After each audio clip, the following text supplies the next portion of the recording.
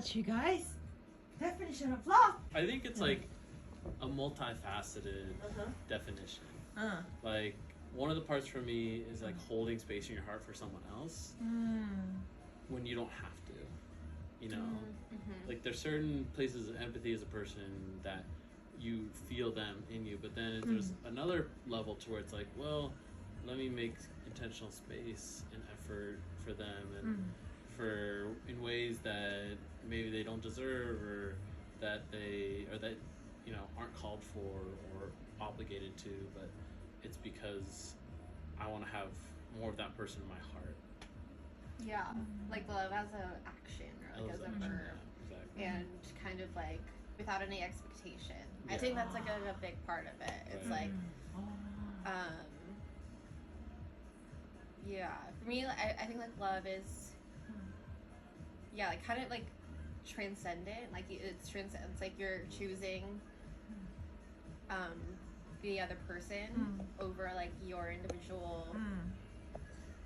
Just over like you just like think more in the grander scheme of like for someone else rather than yourself. So and I think it's like it's like human nature too. I think it's like we are meant to love, and I think underlying like system that like from like our higher power, like it's like it's very much like we're like an interconnected people are like interconnected, and like pull towards love is like it feels almost like not even in our control. It's like we're meant to love one another. It's like that connecting force or that thing that like she said does lay under everything else.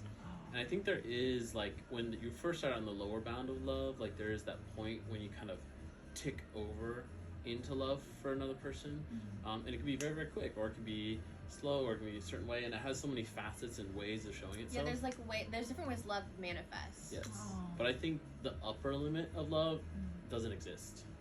Like I think there's just too much transcendent, and so you can be exploding with like it, or it can infinite. be burning like a small coal in your heart, or you know you could see a friend after 10 years and still have the same love for them, but not talk at all, like that sort of thing. So.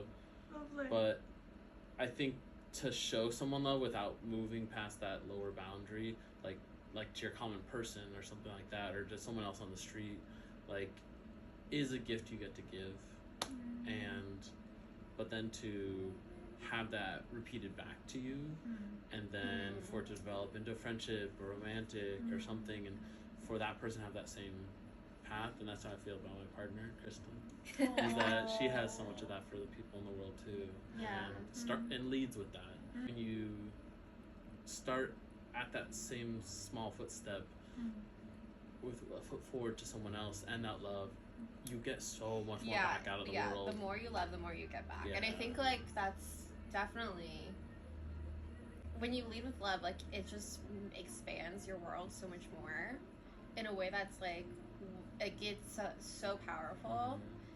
And you like kind of like you said, you love when you love other people more, you like love yourself more, and like it becomes like more unconditional, and you're kind of like this invisible force that exists. I think that when you have awareness of it, it's absolutely like beautiful. You like lose yourself in, or you realize how small you are because like none of like little things matter.